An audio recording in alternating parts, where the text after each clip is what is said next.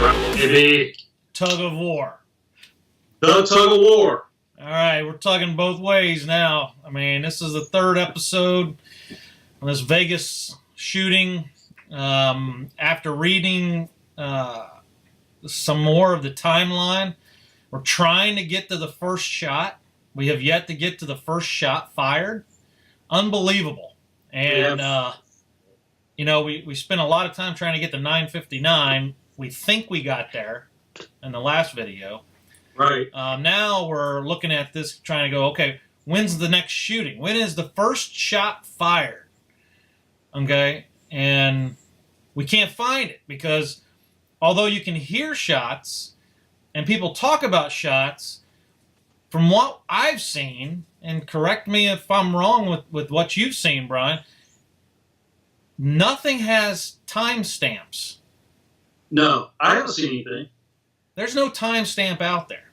If someone has a timestamp, please send it to us. Right.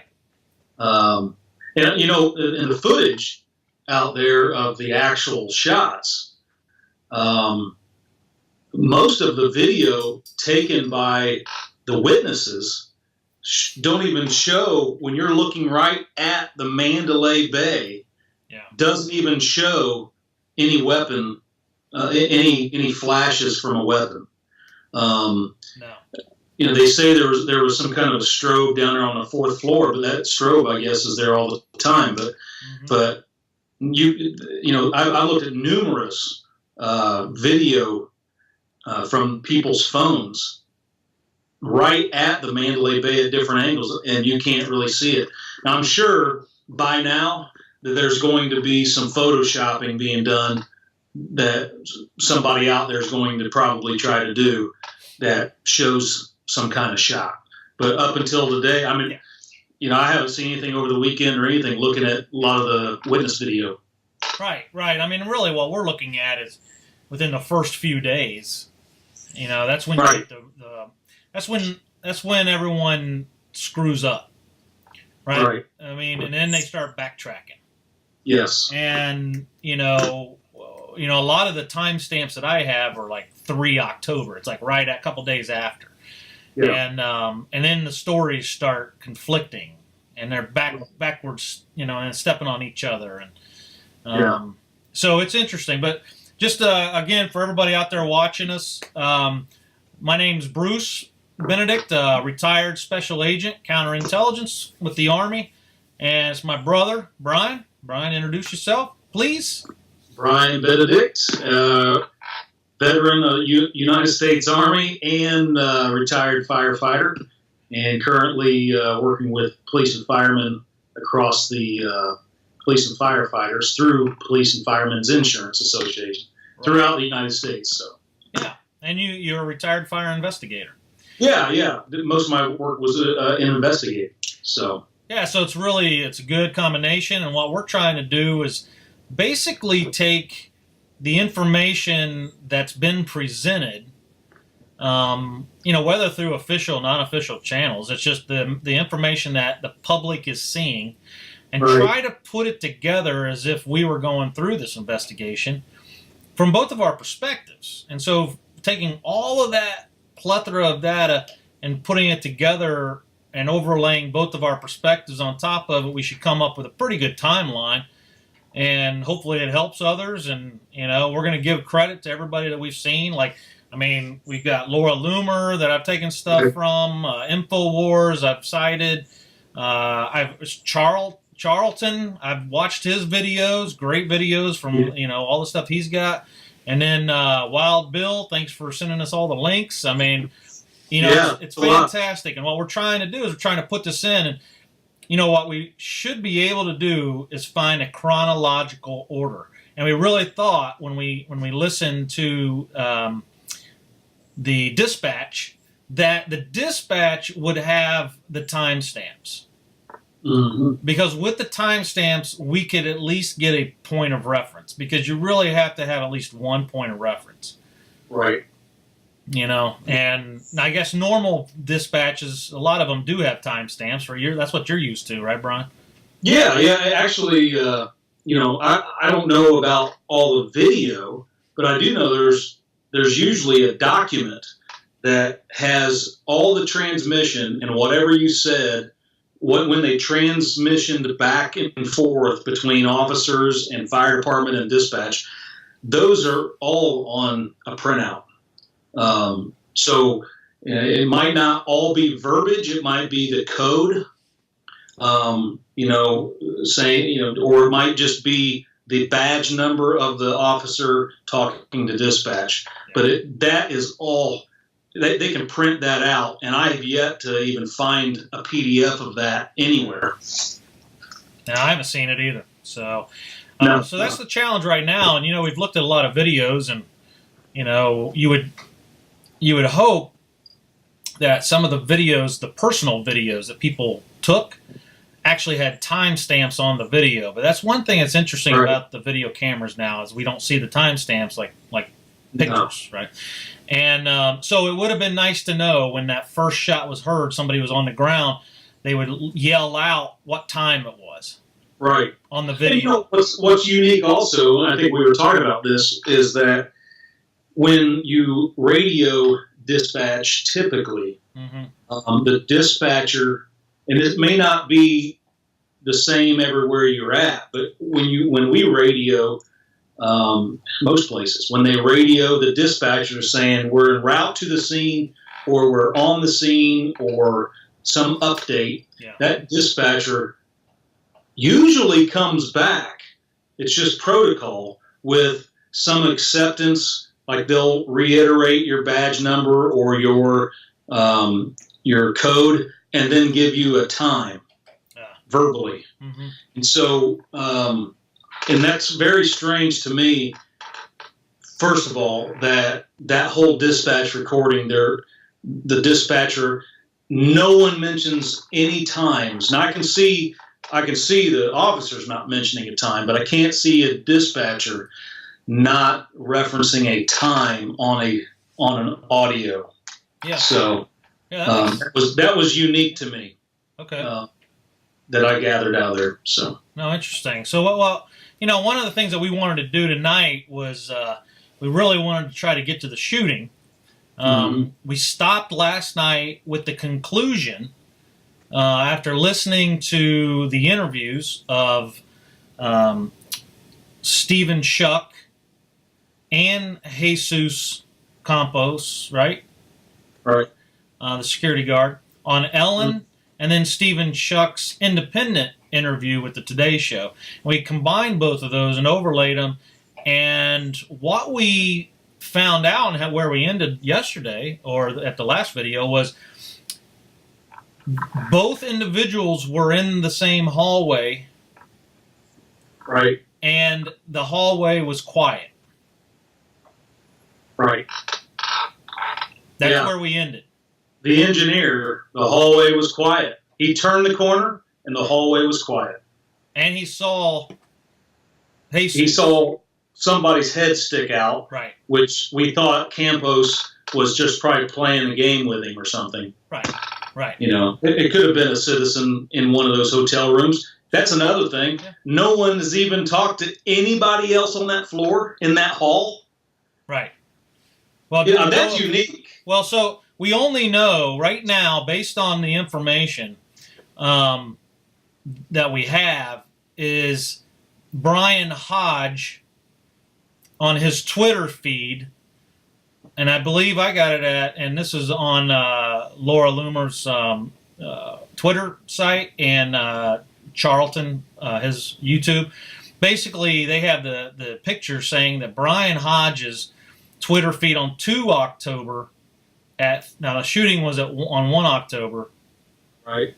So on 2 October at 3:27 a.m. in the morning, he actually wrote on there that he stated the shooter is in room 135. I'm in room 134. That's what his Twitter feed said. And that was at 3 in the morning. Right. That was already, the scene was already done by then, supposedly. Right. Now, after reading a lot of and listening, he's done 2 interviews as well. Okay. All right. He's done 2 interviews as well, and I'll talk about those real quick.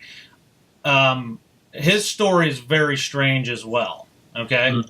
For one, he says on one of the videos that he was there with his team.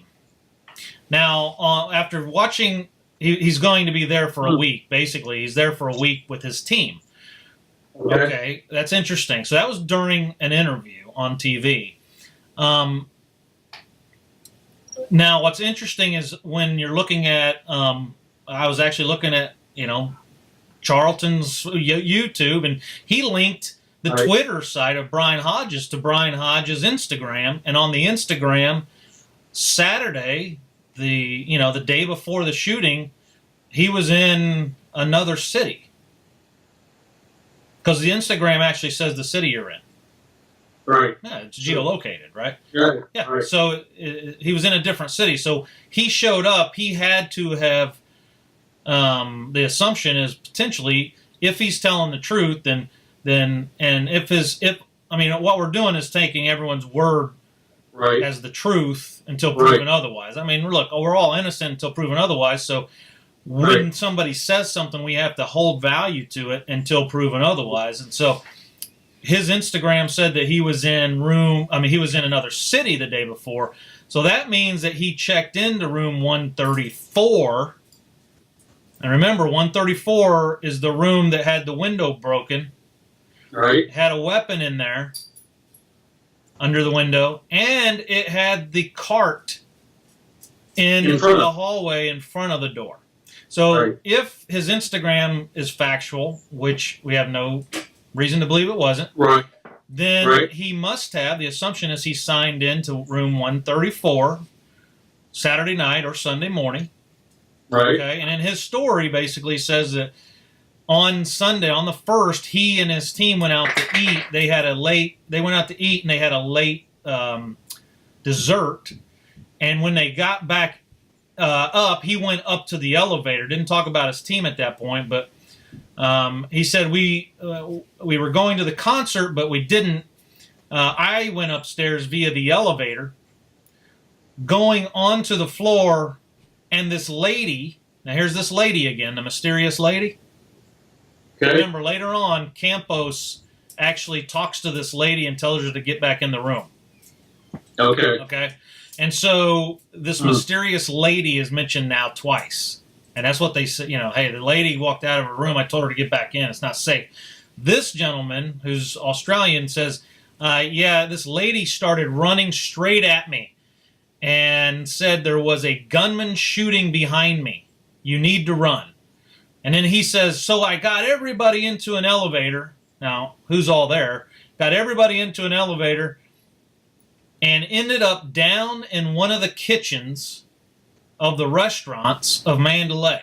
He went 32 floors in that elevator just like that, basically, from his statement. Right. To me, the only thing I look at, and I hate to downplay this because, we're taking his word for it, but it's almost like an action movie. Like you ever see the action movie where they're shooting everybody up and then they get in an elevator and you hear the elevator music and they're like, okay, everything stops. Right. And they wait about 5 minutes and then it goes ding and now everything goes.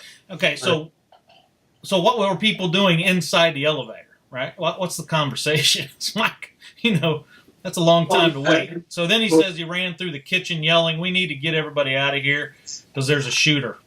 And it's interesting because later on, later on he says that he actually, the newscaster asks him, so have you been back up to that level of the hotel, or are you presuming it's all still locked down? He goes, oh, yes. So when I came back down, now I don't know what that means, but he says, when I came back down, so that to me, that assumes that he went back up. Right. So when he came back down, that means he came down twice how I interpret that. When I came back down, I kind of said to the police, I don't know how you kind of say anything, but I kind of said to the police, what's the story? And he said, what room are you in? And then, obviously, he told him, 134. And the policeman says, well, that's the room that the suspect is in. And and they set off, they detonated a bomb in front of, so this is the Australian talking, right? He says, so, that's the room that the suspect's in, and they detonated a bomb in front of our doors. That's how he said it. He said, our doors. Huh. Yeah, so what he's saying right now is that no one has told him that the shots were coming out of 135. Right. Well, and he's putting himself right there. Yes, right there. I mean, I'm surprised he's not in handcuffs. I don't know why. Yeah, I don't know. I mean, so let's kind of go back because we just went ahead of the shots. We did it. Well, yeah, we can't do that. We can't do that. No, we got to go back. And I was researching a little bit. Okay. And going through, of course, the dispatch stuff, but actually most of the dispatch stuff is after the shots. Yes. So I was like, okay, let me just figure out. And I might have done this already. I don't know, but we're trying to do independent reports and kind of bounce things off each other. Right. This is a big question, okay? And I'm going to bring up some stuff that's probably seems to be a little sensitive to the powers that be, but during research through WikiLeaks, through certain things that you just Google it and you can retrieve it. And I'm going to kind of enlighten on this Mr. Paddock. Okay? And so I'm going to scoot this way, and I'm going to scoot because I got my whiteboard already. Oh, my goodness. You can't really see it too good. But you, I know, are probably aware. Hold on, let me get you. Let me get you. Can you zoom me in? Yeah, hold on just a second. Let me get you real quick. Okay. Because I want to make sure that we got this one. Screen capture. I don't know why it cut out. Window.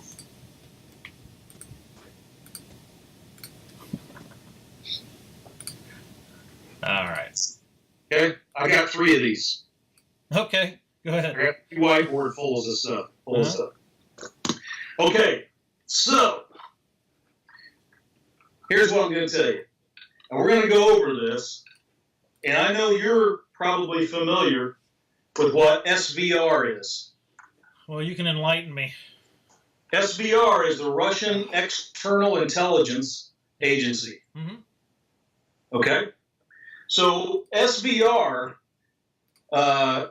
posts a report, several reports, and from WikiLeaks, and on dates following this massacre of between October 3rd, there was a posting, October 5th and 6th, and as early as today. I mean, there's about one every day. If you look up SVR, WikiLeaks or whatever, they refer to Vault 7 of WikiLeaks, okay?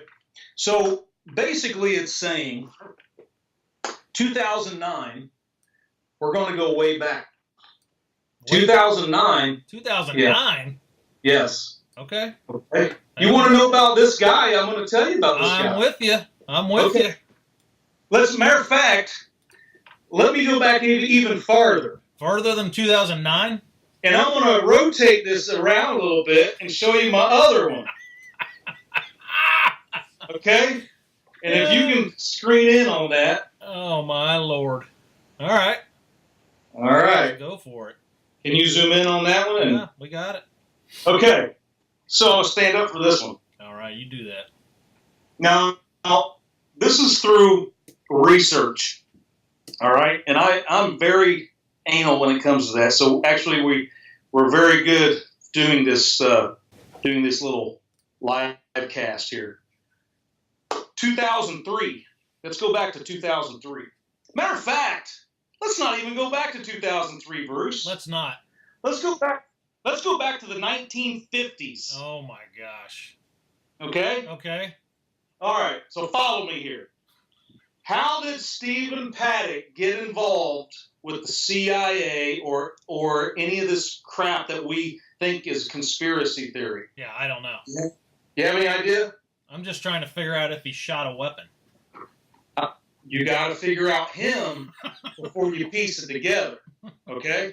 Here we go. In the 1950s, his dad, Benjamin Paddock, was a Chicago mobster. Okay. Okay? He was arrested by the FBI in Las Vegas for bank robbery. Got it. Putting a history together here. All right. Okay? The CIA broke him out of prison, and the FBI listed him on the top 10 most wanted in 1968. Okay? Interesting. In 1978, they captured him. And in 1987, on a civil racketeering charge, he paid $732,000 back in 1987 and got out of prison with the help of the CIA and moved to Texas and died in 1988. Interesting. Okay. So it's in the blood. I just want to say, when you go back and you think, well, this guy was a nice guy. Sure. All the neighbors didn't know anything about him, and his brother's saying he's a nice guy. Right. Okay? This is the family. All right? So you think he actually pulled the trigger? I'm not saying that. You're jumping. Why are you jumping? Why are you jumping to that? I'm That's trying not to what you establish said, right? That's not what you said. All right, I'm tracking. I'm establishing history. Got it. Okay, I got it. 2003. Yeah. Pilot license. Mm-hmm.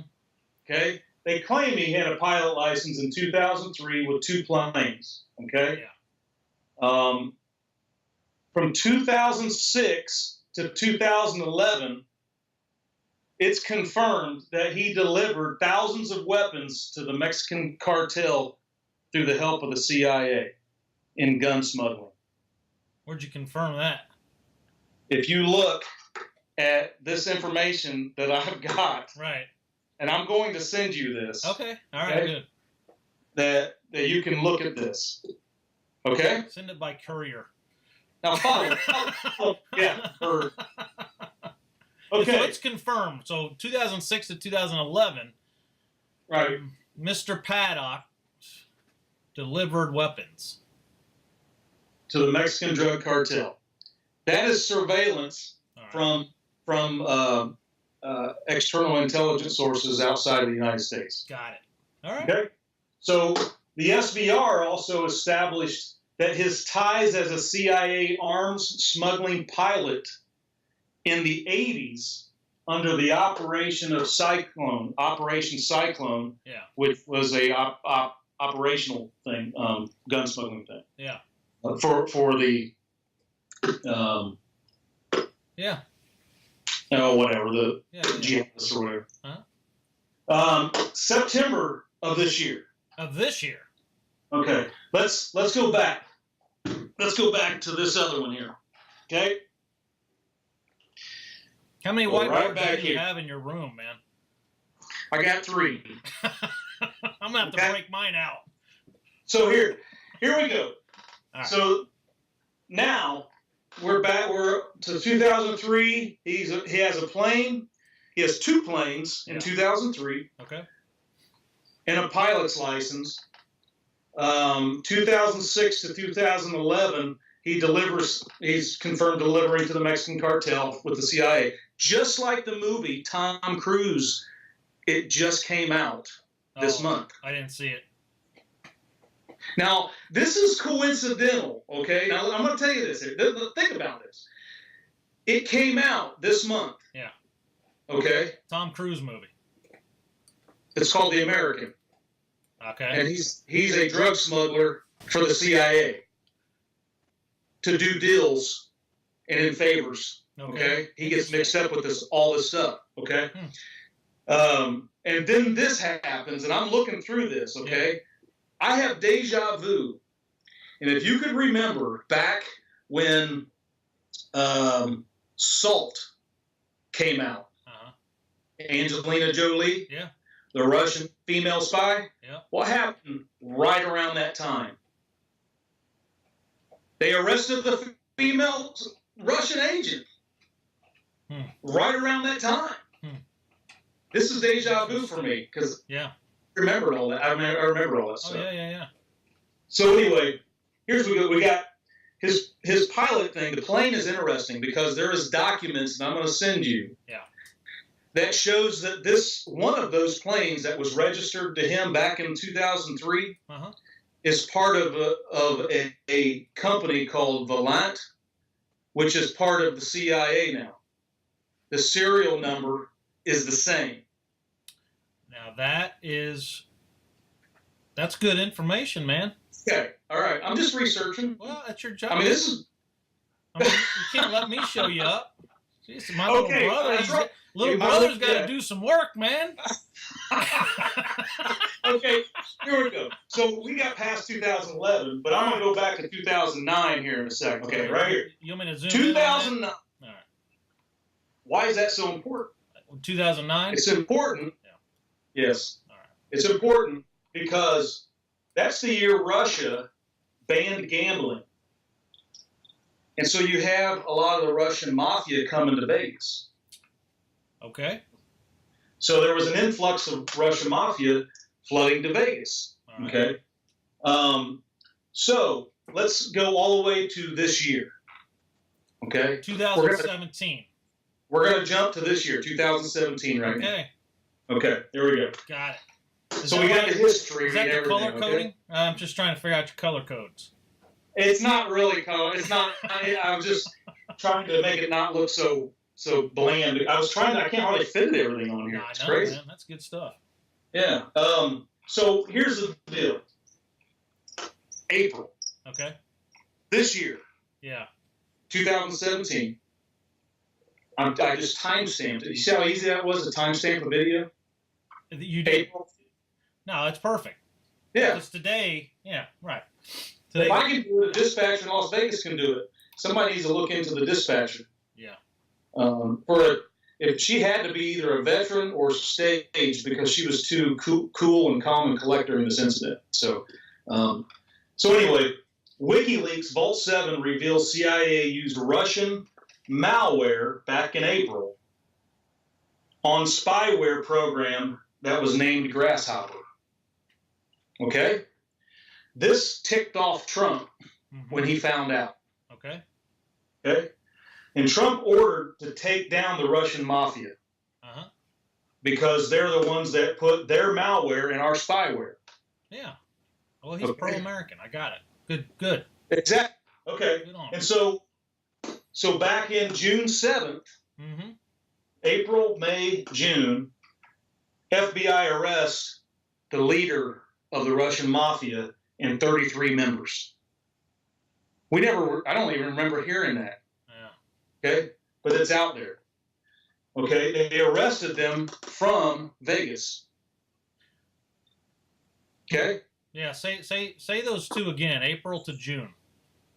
April, WikiLeaks releases information through Vault number 7 that says the Russian mafia and the CIA, they use the Russian mafia malware on a spyware program that we, the Americans, had. Trump, he found out about that somehow. I don't know what happened there. He found out about it and ordered to take that rough Russian mafia down. Good. And so in June 7th, they arrested the leader in Vegas with 33 members. Wow. Okay? Good. They transported them to New York. All right. And that's June. That's June 7th. Yeah. Late June, early July, this SVR, their intelligence says Paddock and the CIA gun runners, because there was 4 to 6 gun runners that was with Paddock. Oh, a team. Okay.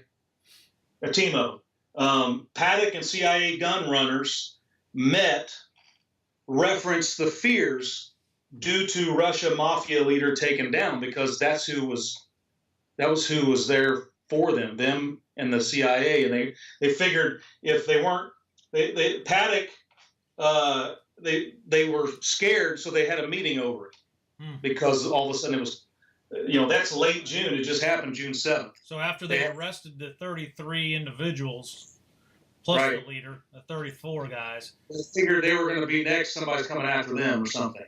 Yeah. It was in Vegas. So they all got together in late June, early July. Right. Paddock, the CIA, and some other people had a meeting to discuss this. It doesn't necessarily say the CIA. Yeah. It says Paddock and CIA gun runners. Oh, okay. It doesn't say CIA. Just that's their assumption there. Okay. So there's multiple people. Right. So August 1st. Okay. August 1st, Paddock actually rented a room overlooking Lollapalooza in Chicago. Okay, August 1st. It overlooked the Lollapalooza, that music event they have, because that's where they were going to do a massacre. Who? In Chicago. Who was going to? Paddock. He had a room rented 2 days before the event on August 1st, overlooking Lollapalooza, just like this. Yeah, but we don't know if that was the reason that he had a room there. Well, that's what this meeting was. It was called the master plan. I didn't write it in there. So it's called the master plan. Yeah. The Paddock meeting? Huh? The Paddock meeting with CIA gun runners. Correct. Huh. Okay. So they were retaliating somehow on pressure or whatever. I don't know what the whole thing was. So you need to read it yourself. Okay. I don't want to get into too much of it. I'll do some homework on that one, man. September 6th. Hey, I'm giving you some information, man. Some great stuff, dude. If you want it, I got it. Yeah, you do. You got it. I can get it. That's some good stuff, man. September 6th. The Russian mafia was charged in New York. Ah, okay. All right. Well, we didn't hear about that on the news. I didn't hear about it. 33 members, you'd think you'd hear about it. Yeah. And the Russian leader, the mafia leader that out of Las Vegas? Yeah. Okay, so September 11th. So what we're assuming is that the 34 Russians were connected to Paddock. Yes. And the gun running in some way. In some way. In some way. That's what we're saying, is that all that was one team, and then Paddock and his crew got upset. Well, if you watch it makes sense when you watch the American, the one with Tom Cruise here just recently. It really actually makes sense. Okay. Because he did the same thing.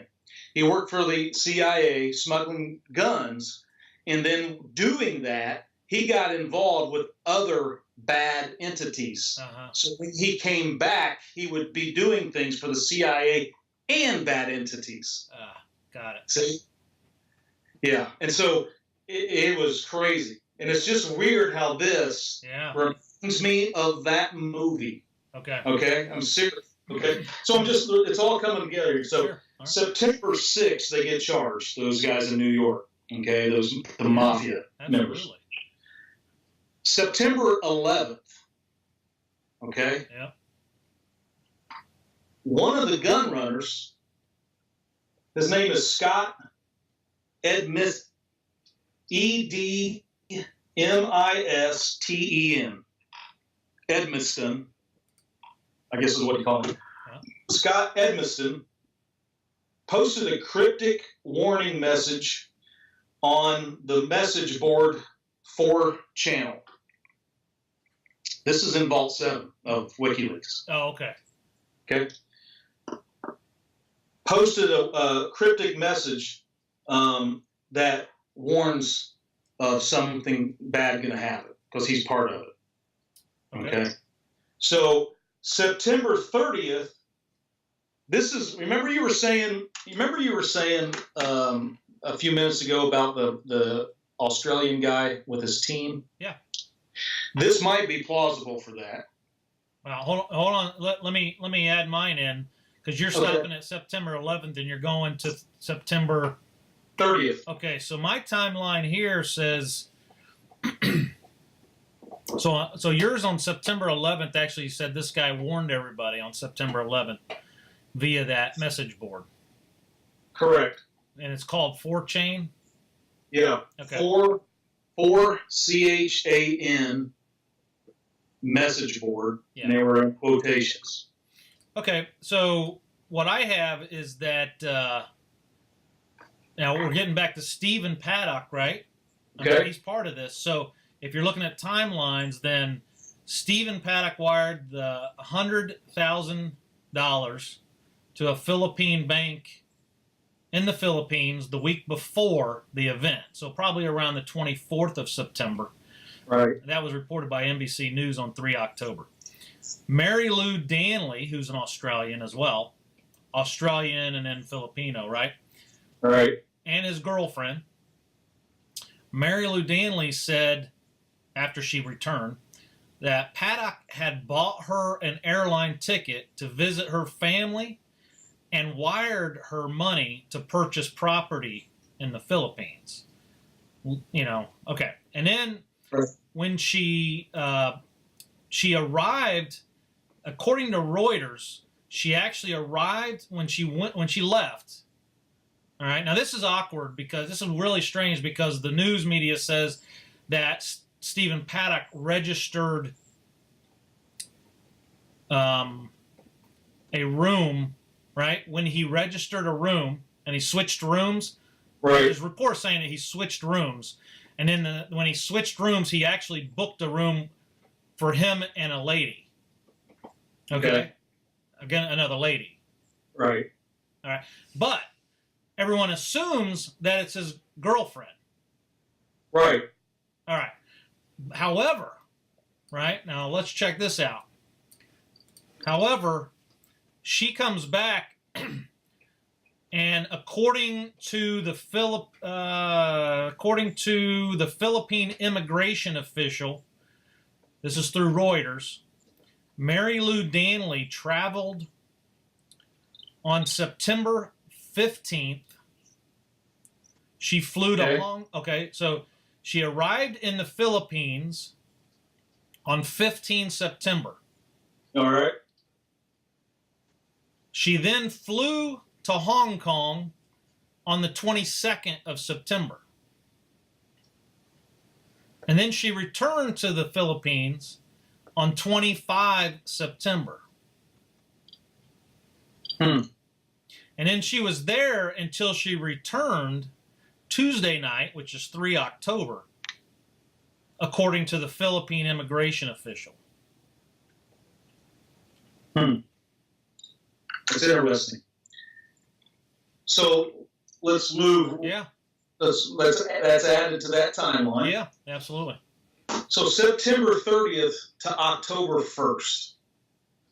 What was, we know that happened on October 1st around the 10 o'clock time frame. Yeah. 10 o'clock p.m. 10 o'clock p.m. Right. Right. Their time. So September 30th to October 1st, Surefire Multi-Gun Championship was happening that weekend. In Vegas. In Vegas. Hundreds of the most elite snipers in the world were there. By chance.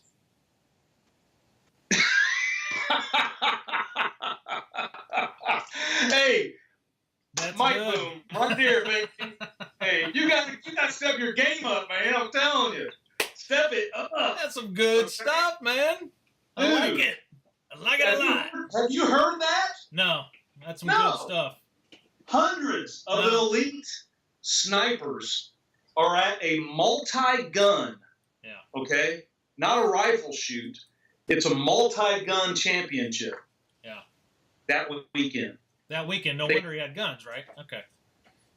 Yeah, well, everybody's carrying guns. Everyone's carrying guns to their rooms and stuff. They all got guns. Does it say what hotel or what convention center? No, I didn't. What's go the that name far of with the organization that had that? Does it say it? It's called Surefire. Surefire? Yeah, SURE, then fire, all one word. Wow. Interesting. Okay. Right before that, that's September 30th, that weekend, okay? That's the weekend. Absolutely. Right before that, I'm going to move over to this one. All right. September 27th. What day is that? You know what day that is? Yeah, it's a Wednesday. Okay. On Wednesday, September 27th. Now, this is what's kind of scary to me is SVR, again. Yeah. SVR surveillance. So, we know, that just tells me there's so many people surveillancing everyone that it's crazy. So, anyway, SVR surveillance intercepts and confirms Paddock meeting with one known arms smuggler. On the 27th. Okay. On the 27th. Mm-hmm. They confirm, because they intercept surveillance, meeting with one known arms smuggler. Now, he checked in on the 25th. Right. So, they're meeting in the room. Well, they're meeting somewhere. Somewhere. The armed smuggler, confirmed by room service receipt. So there's a receipt that shows, that they purchased the thing. Met with Scott Edmiston. Oh, the same guy that warned everybody. The same guy that did cryptic message on that message board, that 4-channel. Okay? Yep. Good info. Okay. October 1. The day. Sunday, October 1st. Scott Edmiston yep. was stopped by U.S. police forces in Washington County, Tennessee. Okay.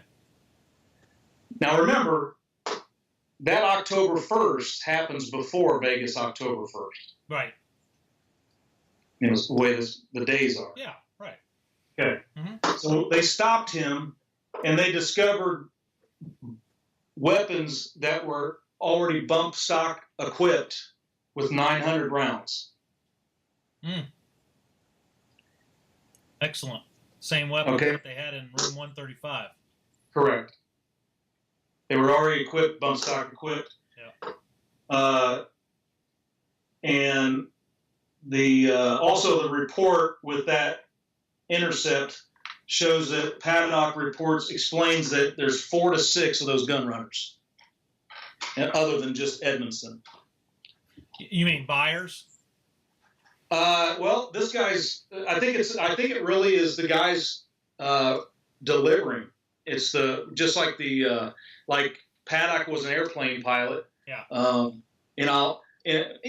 just using. I'm not using the movie for anything, but just a source of some information, because this movie was actually made by the actual videos of this guy before he got killed by the cartel. Okay. Oh, on Tom Cruise's movie. The guy that Tom Cruise is.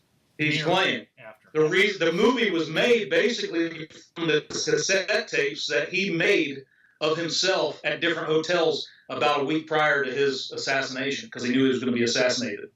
So he made a bunch of tapes on what happened, how he did it, and this, that, and the other. Well, he had hired a bunch of guys to fly. He had hired 2 or 3 guys to fly also, because the operation got so big.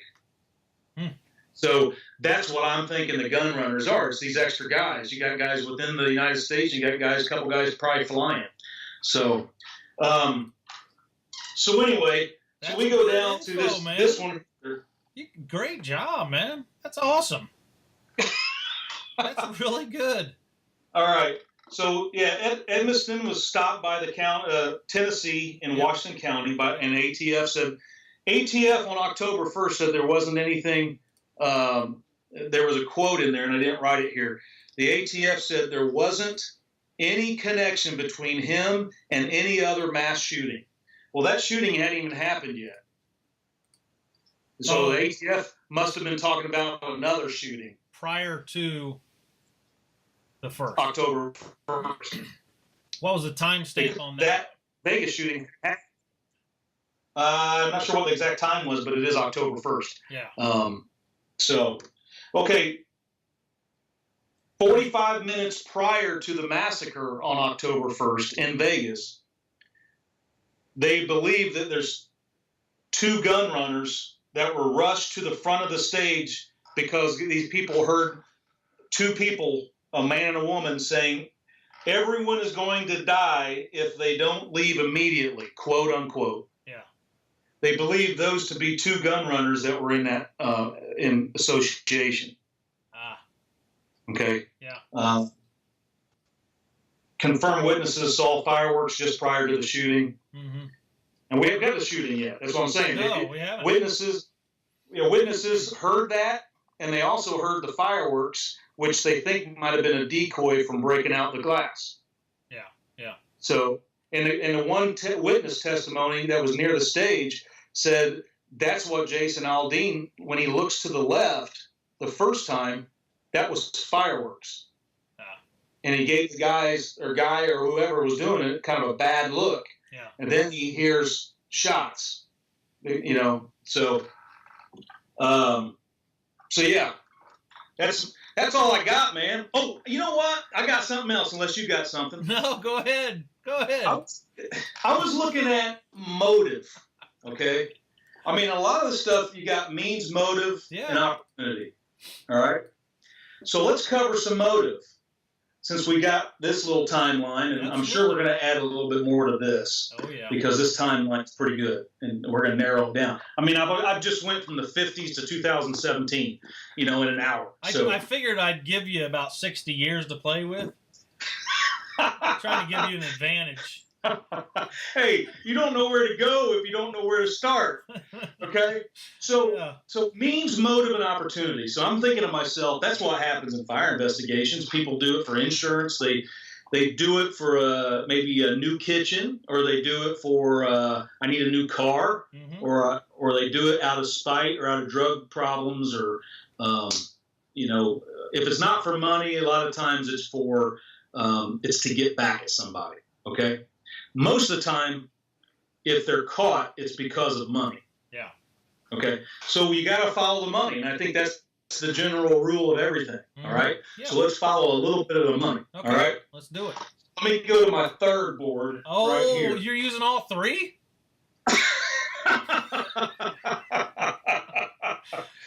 All right, man. I'm slacking, man. I got one whiteboard. I guess I need to buy a couple more. You do, man. You got to keep up with me. I need to turn in my chalkboards. So I don't see this. I'm going to have to show you. I'm going to have to click some pictures so I can send them to you. Absolutely. Okay. So basically, what I found out was there's 2. The location. Yeah. Is interesting. Okay. The location of this concert is very interesting, and the location of all these other buildings is interesting. All right. Okay? Ask me why. Why? Okay, I'll tell you why. Okay. It's Please do. You have anti-Trump, and I hate to get back to politics, but this is exactly what it's seeming to be. Sure. Politics and money. Uh-huh. This is opinion. This is yeah, well, not really. Yeah. It's fact. Not my opinion. Okay. It's pretty much fact. Yeah, it's all over. You just gotta look it up. Okay. I got to do my homework. You gotta do your homework. I'm just giving you the information. Okay. Who owns the Mandalay Bay? Who's the CEO for Mandalay Bay? You tell me. It is called. His name is James Murren. Okay. Murren. Yeah. Okay. Chairman, CEO.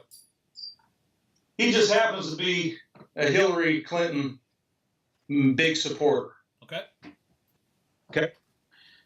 He happens to be the chairman CEO of Mandalay Bay, the Luxor, and the Sphinx. Okay. Okay, right there where this takes place. All three. Yeah. Who owns the property across the street where the actual concert happened? MGM. No. Mandalay. Actually, this guy, I believe, has a major part in MGM as well, because that MGM actually owns all of it. Yeah. Okay. So, okay. Yep. No, the people who own the lot where that concert's held, yeah, it's two guys, John Malone and Greg Maffia. Oh, they own the lot. Yes.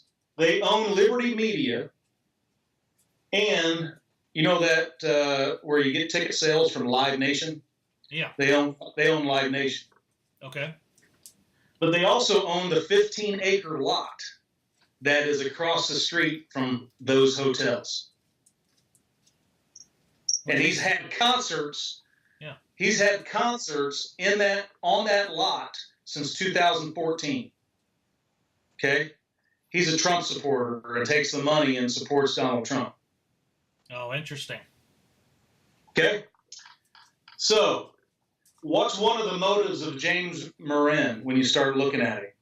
Start looking into it. Okay? Some of the theory, one theory that could be possible motive, possibly, is that he's afraid, he doesn't like Trump to begin with, but he's afraid that Trump will cause his casino in China to fail because of some of this trade deal that they're doing. Ah, okay.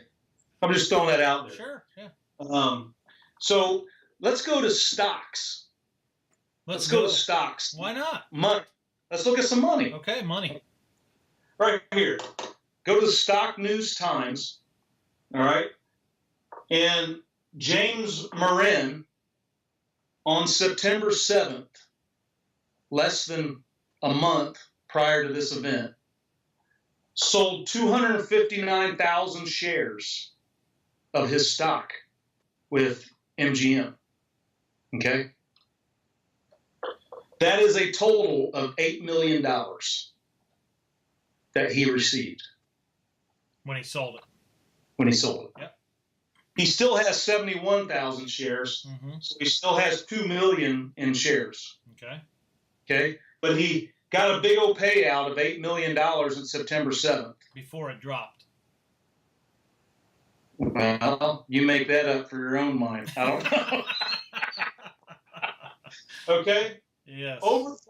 Listen to this. Over the last 90 days, insiders, they explain that as being someone within MGM, people within MGM, have sold 819,000 shares within the last 90 days for a value of $27 million. Okay? All right. Now let me ask you this. Do you remember who George Soros is? Yes. Okay. He's been kicked out of a lot of countries except ours. He owns a lot of the election booths. Right. Which is crazy. He owns a lot. Okay. Right. So let's look at George Soros. Because during my investigations, I'm looking at something that's interesting. Sure. Okay? Yeah. So let's look at his stocks. And I can't remember the website. I got it with me on the thing here. But he bought 1.3 million in stocks. Okay? He bought 1.35 million shares of stocks. Yeah. Well, think about it. 259,000 is 8 million. He bought 1.35 million shares of stocks. That's a lot of money. Okay? It's a lot of money. Of MGM stocks. And he is sometime between May and August. Okay? The reason I know that is because the bank statements of May come out, and you can see the stocks that he owns, and you can go to August, and you can see the stocks that he owns. And it's in there on the August one. So sometime between May and August, he bought $1.35 million of MGM shares between May and August. Okay? And he put what they call a puts on them. Yeah. Okay? Mm-hmm. He didn't just buy the stock. Yeah. He bought the stock to guarantee him a return. Right. And okay? Yeah, but when you put a put on it, it means you're guaranteeing that it loses value. Well, he doesn't lose money, but you're guaranteeing that. Right. Why would he do that? Right. That's how he makes a lot of money. Right. And if you look at, there's two 13F stock statements between May and August, and you can see his purchase in the August one, where he didn't have any MGM stock in May. Mm-hmm. Okay? So he buys that stock in August. This guy sells September 7th. It's some crazy stuff. Look that up. Well, I'm actually interested if the folks who sold prior to within the next few months will buy again at a lower price. Exactly. Right. I mean, well, one of the stock sites said, what they do is they say buy, neutral, or sell. Mm-hmm. Of course, it says buy right now. Well, absolutely. You know what I'm saying? Buy low, sell high, right? So, I'm telling you, it's something to look out for. I'm just, and how much money did he make on putting a put on MGM? Yeah, well, on the 1st of October, wow. Now it's kind of interesting, what happens after what has happened and what will happen, because you can follow the money, and the majority of everything is caused by money and leverage. Well, all the witness testimonies, all the video, you can hear the shootings coming from different places. Right. Most of the witnesses are upset because they know it came from different places. Well, yeah, I mean, we saw the Bellagio, Tropicana, we saw Hooters. I mean, why do you have ambulances outside of Hooters? I forget whose YouTube we saw that out of in the videos, but there were a lot of things going on, and a lot of people died. Right. Not just one 64-year-old gun runner. Right. Did that. Now here's the thing is trying to, I'm trying to figure out the motive and the means, opportunity, and this is trying to think about all this timeline, because it's from the 50s to now. Yeah. Okay? And it has a lot of mafia built into it. It has a lot of CIA deals built into it. Right. And it has some Russia, mafia built into it, and different things. A lot of different entities, and it also now has money built into it. That almost these guys, I mean, to someone just looking at it, it looks like they knew something was coming. So when you look at it, if someone out there can help us figure that out, that right there is a pretty good timeline. I'm going to take a better picture of these and send them to Bruce so we can put them on this video. Yeah, because I'll put it in there. And I mean, for us, it's when you lay it all out, and we need to write all this stuff out on a timeline, so it makes sense chronologically. Right. And then what's happening simultaneously as well. And so once you look at it, we pay attention to that inside voice and that gut feeling. Right. Because, for one, there's no such thing as coincidence. If it looks bad and it smells bad and it feels bad, it's probably bad. It's pretty bad. Yeah. And, I hate, as I was going through my timeline, I actually started erasing the words because of, the shooter Paddock, right? Paddock the shooter, the massacre by Paddock, because to me it was everywhere, and it was so blatantly obvious that he's innocent till proven guilty. He was in the room. They found him shot, dead, And there's no surveillance. There's no one person, two people, witnesses that actually saw him fire the weapon. Right. We have no idea if he actually pulled any trigger at all. And for a gun runner making his living doing that, that's the last thing he wants to do. However, he's a great fall guy. Right. And distractor. And so, as we're looking at him and the chaos in that hallway, the people who actually shot, in my mind, were just not looking that direction. Right. But we've got to figure this out and see who those connections are. For me, what I really want to know is I want to know, what happened the last 6 months. Yeah. Jesus. Right. Where was he? I don't even have Jesus on here. Right. So, or the engineer. No, we need his timeline on here too. Yeah, his life timeline on there. Engineer, Brian Hodge, and this mysterious lady who is in the hallway. We have 4 people in the hallway right now. Right. 4 people. Yep. Okay, and supposedly, plus Paddock. So there's 5 of these people. One's dead.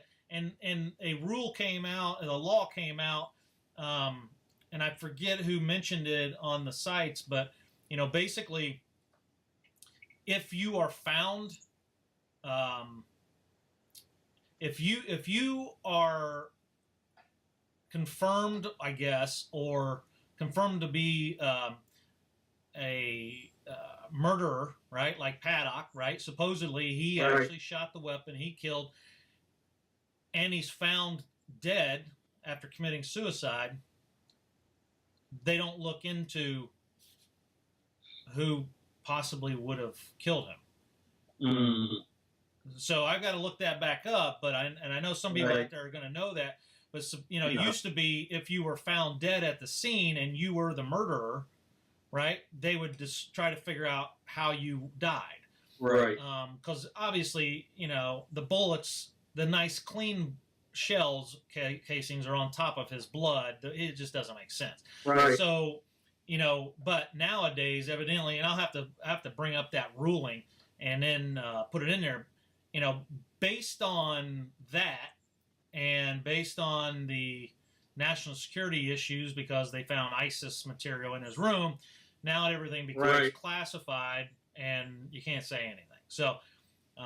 So anyway, what we'll do is that was a great timeline. I'll put that in there. We'll write that up. We'll put it in our timeline. Anybody has anything extra to put in there, we're going to add it to. Just comment. We'll add it to, or send us an email at thetugofwar@gmail.com. And hopefully the next video we're going to get to the shooting. Hopefully. We're going to try to. I just want to know, and if anybody else out there knows, we're trying to figure out, Brian and I have been talking, we're trying to figure out, did Jesus actually get shot in the back of the leg or the front of the leg? Which leg? Was it above the knee, below the knee? Which leg? Is there a hole in his pants? Was he walking with the cane before 1 October? Right? Right. I mean, will the real Jesus Campos please stand up? Please stand up, because those pictures are crazy. And what leg? Where was it? I mean, he's walking out with a cane, but I don't see a brace. He didn't show it on the TV. He didn't do any of that stuff. Yeah. He didn't act like it was hurting. Have you ever seen anybody walk with a cane and limp on both legs? Well, that's why I wanted to find out what leg was. Well, what leg? When you walk with a cane on the left side, it's usually for your right leg. If you're walking with a cane on your right side, it's usually for your left leg. Now, I'd like to know which side of the hallway and which foot. He said he had a lot of blood. He could see it. However, what's interesting, and we're going to get to this the next video, is evidently he got hit. He didn't realize he got hit until he looked down, tried to pull his pant leg up. Now, I don't know why he pulled his pant leg up. Why would you want to do that? Pull up your sock, maybe, right? But there's blood on his pants, all right? And then he didn't know there was blood on his pants. He lifted his pant leg up and saw blood. And saw blood. There you go. Yeah. That's crazy. Yeah. Think about that. Well, I mean, this is nuts. What's even worse is the engineer, which we'll get to next video. After he begins to duck because of the firing, right, the shots, he says he felt like he got hit in the back. Right. He felt like he got hit in the back. Yeah, it's some crazy stuff. Yeah. It just doesn't make any sense, man. Oh, and by the way, if you're shooting those kinds of rounds down, even one round down a straight hallway, by God, there better be some holes in that elevator. If anybody's in the Mandalay Bay right now going up and down those elevators, could you please let us know if there's holes in the elevators? Yeah, somewhere in the elevator, the hole, somewhere.